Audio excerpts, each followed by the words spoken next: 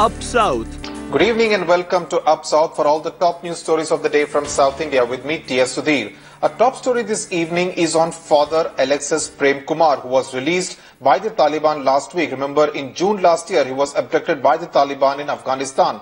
But now, one of his family members has indicated that the government of India paid ransom money to his captors, which eventually led to his release. It's a charge that the government of India has denied, but it provided ammunition to the Congress to criticize the NDA government. Right, joining me now from New Delhi is my colleague Atir Khan, also Shisha Reddy joining me from Chennai. Atir, there you heard Manish Tiwari. Obviously, this has provided fodder to the Congress and the opposition. But has the Ministry of External Affairs been taken by surprise by this kind of a suggestion by one of the family members of the priest that perhaps ransom was paid to secure his release? Well, Siddhi, the government is completely denying these allegations. They're saying that there is no embarrassment at all. In fact, it is a major achievement on the part of the Indian government that a person who was in captivity for so long has been extracted, and it was carried out in a special operation. Father Alexis' family had met the National Security Advisor. Even the tallest leaders in Tamil Nadu had written to the Prime Minister to intervene in this matter, following which a operation was carried out, following which his rescue was secured. So they are completely denying that any ransom was paid to secure his release from Afghanistan. Right, from the Taliban. Shisha, you spoke to Prem Kumar's other brother. Now, the suggestion that they are making is that the family does not seem to be talking in one voice as far as this whole ransom theory is concerned, right?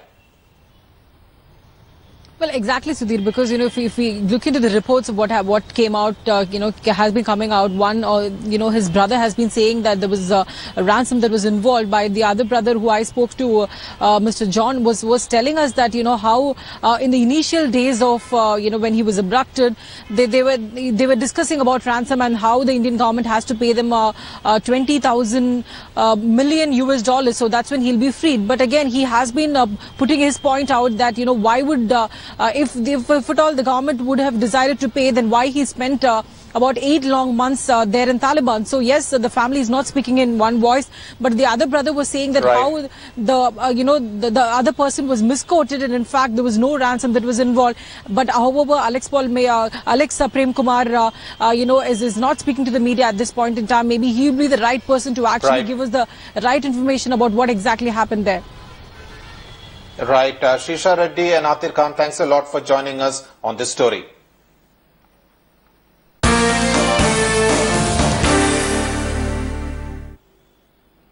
Delhi Chief Minister Arvind Kejriwal's 10 days of sick leave started today. He flew in from Delhi to Bengaluru this afternoon and travelled directly to the Jindal Institute of Naturopathy, where he will be there as a patient for the next 10 days. And he has been advised to stay away from work and focus entirely to the cure regimen that has been prescribed for him by the doctors there. There you can see the shots of the convoy of Arvind Kejriwal from Bengaluru airport to the Jindal Institute of Naturopathy that is on the Tumkur road on the outskirts of the city. My colleague Pratibha Raman sent us this report. He has got uncontrolled sugar level, and then the uncontrolled cough is there. So for that, now we have just done the basic ECG. All that is perfectly fine. So tomorrow when we do the blood test, we'll come to know about his fasting blood sugar and the postprandial blood sugar, and even his general health condition. Everything we have ordered for the blood test, your liver, kidneys, everything. We want to make sure what is the problem. Then accordingly we can prescribe the treatments to him. At a time when the Aam Aadmi Party in Delhi is facing a huge crisis and is looking for a cure, some sort of a solution, the party's chief, Arvind Kejriwal, as well as Delhi CM, has just landed in Bangalore's Jindal Nature Cure Institute to cure himself. He is on a 10-day break here, and the doctors are now analyzing and assessing his body condition and will be providing him a pattern of sorts, a daily routine that is going to be followed until he gets back to shape. He is here on a 10-day break, paying at least about roughly 2,500 rupees per day for his cottage. But the bigger question is, how long is there going to be a solution that is going to be looked at for the party that is facing a huge crisis in Delhi? With camera person Madhu, Pratibha Raman, Bangalore, Headlines Today. Pratibha Raman is live with me from Bengaluru. Pratibha, so Delhi's most well-known Aam Aadmi is going to be completely out of bounds for the next 10 days. Briefly tell us what his schedule is likely to be over the next 10 days at that Institute of Nature Cure. Well, at this point in time, Sudhir, Kejriwal is inside. The basic test like the ECG was all done, and tomorrow is when the actual regiment will start in terms of having a blood test to check his sugar levels as well as other parameters with regards to his health condition, and then a pattern of sorts with regards to his diet as well as yoga therapy, a hydrotherapy. All this will be put in place, analyzing his health condition. Right now, he went for a walk in this green lush place here. Also, he is undergoing a steam therapy as well as massage right now. That's going to be the first step for today. Sudhir. Right. Pratibha, stay on with us. It was quite interesting the manner in which Arvind Kejriwal landed in Bengaluru. We are told that though he left Delhi as an Aam Aadmi, he reached Bengaluru quite a VVIP. And we are told that a large convoy of cars and security men greeted the Delhi Chief Minister at the Bengaluru airport, and the highway was cleared for Kejriwal as his convoy of vehicles zipped to the hospital, where the Chief Minister, as you pointed out, will stay for the next 10 days. And not only this, Kejriwal used the VVIP lane at the toll plaza en route and got away significantly without paying the toll tax. Exempt just the way VVIPs are, and all this a far cry from the man who normally shuns officialdom, official vehicles and official accommodation. So, Pratibha, this is the kind of VVIP treatment that Kejriwal has got. What have been the reactions that you have got in Bengaluru? That's also again a city where the Aam Aadmi party has got some traction. That's right. In fact, it was quite outrageous in terms of finding him not paying the toll booth, and that is the expression that's been expressed by most of these citizens in Bangalore, because it's quite contradicting the party's ideology as well as its name, Aam Aadmi. And here, in fact, the first step was the exit gate, which is the VVIP gate, and that is the gate that he came across. He did not pay a fine. He did not pay a toll fee of rupees 115, and the second toll booth was the Pinya toll booth, and even there he zipped past without stopping there to pay the toll booth. So quite contradicting his statements ever so often that he has made when he has said that he wouldn't want an escort vehicle. In fact, there were 6 escort vehicles with 2 district vehicles as well as 1 state intelligence vehicle, and that's the kind of style that he landed here at Jindal. Sudhir. Right, Pratibha, perhaps the argument would be that it was all part of the state protocol. Pratibha, thanks a lot for joining us there from Bengaluru.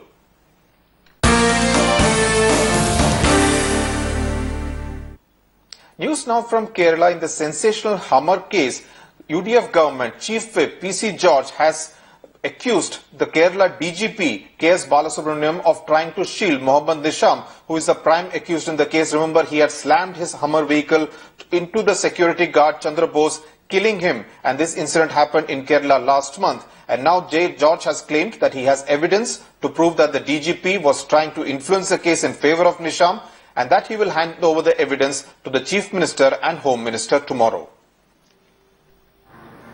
ആ കേസിൽ നിസാമിനെ രക്ഷിക്കാൻ കേരളത്തിൽ ഏറ്റവും ഉന്നതനായ police ഉദ്യോഗസ്ഥൻ DGP സ്വാമി നേരിട്ടിടപെട്ടു എന്നതിന് എനിക്ക് 100% ബോധ്യമുണ്ട്. മനസ്സിലായില്ലേ? 100% ബോധ്യം. അത് 99 അല്ല, 100%. അതിന് വ്യക്തമായ എവിഡൻസ് എൻ്റെ ഉണ്ട്. ഞാനത് ബഹുമാനപ്പെട്ട മുഖ്യമന്ത്രിക്ക് ആഭ്യന്തരമന്ത്രിക്ക് നാളെ കൈമാറും. Joining me now is Rohini Swami. Rohini, of course, PC George is known to be a loose cannon, but in this particular case, it's quite embarrassing for the government chief whip to accuse the state police chief of trying to influence the case. How is the UDF government looking at this entire very, very messy case? Well, definitely they have been red-faced with this particular statement that has been made by KC George. But at the same time, it would also be, if he can provide that kind of evidence or the revelation that he is, then it would definitely show in terms of, it would be a huge revelation to know exactly whether the police have been hand in glove in this particular case, because these have been the allegations that that we have seen, especially in the Mohammad Nisham case. Ever since his arrest, there have been allegations that have come that police officers have been trying to get him off the hook. Now, there's also an allegation that especially in terms of evidence. Even the clothing that Chandrapose, that is the security guard, was wearing is not in the police custody. That's one of the allegations and one of the part of the revelations that possibly KC George is also expected to give the Home Minister and the Chief Minister. But while I say red-faced, yes, that's because we also see how the Kerala Home Minister, Mr. Chennithala, has refused to comment, saying we'll wait for the evidence to see and then comment about it. Right. Rohini Swami, thanks a lot for joining us. We will continue to track this story and see what PC George really has to offer in terms of evidence.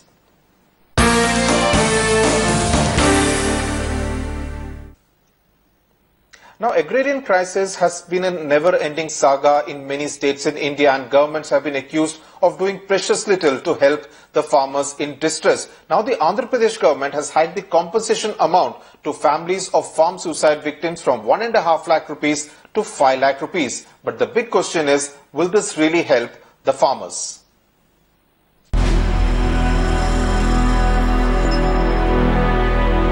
Adi Lakshmi's husband, Tati Reddy, killed himself in Anandpur district of Andhra Pradesh last year after his crop failed. She says there was no way he could repay the loan of 5 lakh rupees he had borrowed from the private money lender.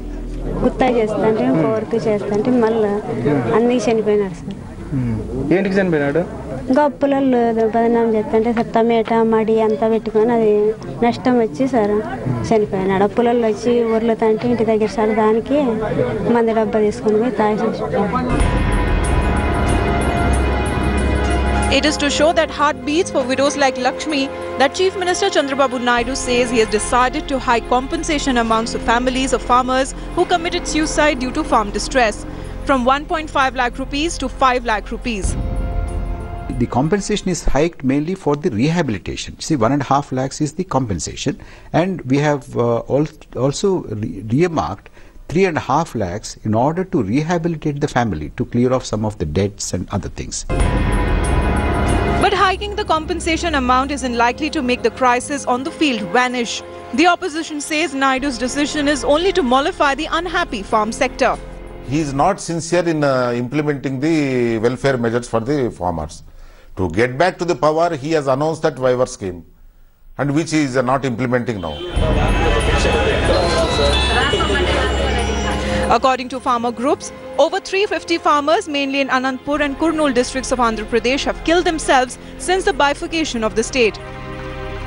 And unless issues of farm credit, reducing cost of cultivation and adequate prices are addressed, the pesticide bottle will always be the last option for the farmer in deep distress.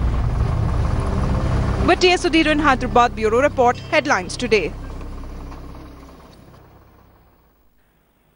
Joining me now from Hyderabad is agricultural scientist Dr. G.V. Ramanjanelu. Dr. Ramanjanelu, do you see this as a way to communicate essentially that Chandrababu Naidu's heart beats for the farmers, or do you see this essentially as a cosmetic exercise?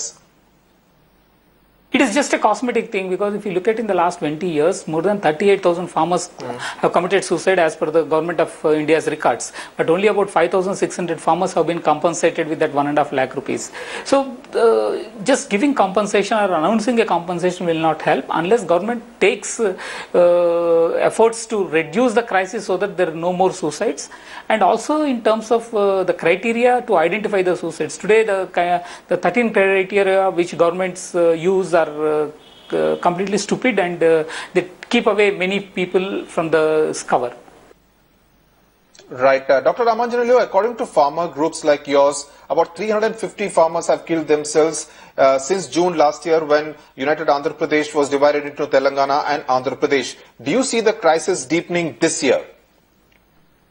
This year the crisis is pretty severe, mainly because the government has not acted upon during the season where there was a severe drought.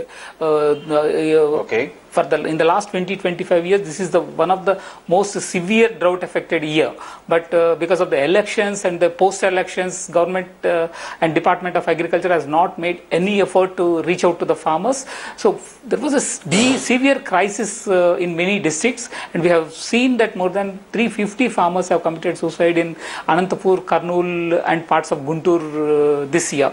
Even there were a large number of suicides which were reported from Srikakulam and Vijayanagaram, which earlier never reported. Right, that's quite a disturbing scenario that you're painting in Andhra Pradesh. If you were to look at in Telangana, now the numbers are much more here in Telangana. About 750 farmers have committed suicide, again, according to the data provided by different farmer groups, but the government has admitted to only about 130 of them. Do you get a sense that there is a sense of denial on part of the government to admit to farmer suicides in their states? In Telangana, if you look at from the January 2014 to December 2014 annual figures, it's around 1600 farmers' suicides which were reported. And since the formation of Telangana till date, if you see, it's around 750, 800, which is reported in the newspapers. I would certainly say it will be almost double the number. By the time the National Crime Bureau records data comes up, it will be almost double the number which we are seeing. So government should take proactive steps to identify the crisis pockets and then support the farmers so that the crisis is reduced. And government is always in a denial mode. The same government, same party which is in power today, earlier was proactively talking about the farmer suicides. Today it is in the denial mode. So rather than that, actually they should get into a acceptance mode and then try and address the crisis. Otherwise the crisis which is existing will continue.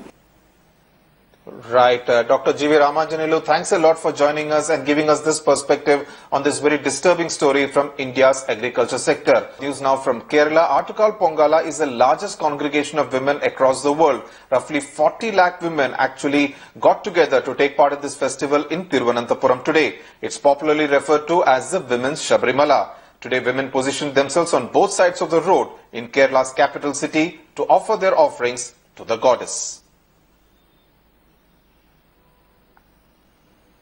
That's it then on Up South. News and updates will continue on Headlines Today.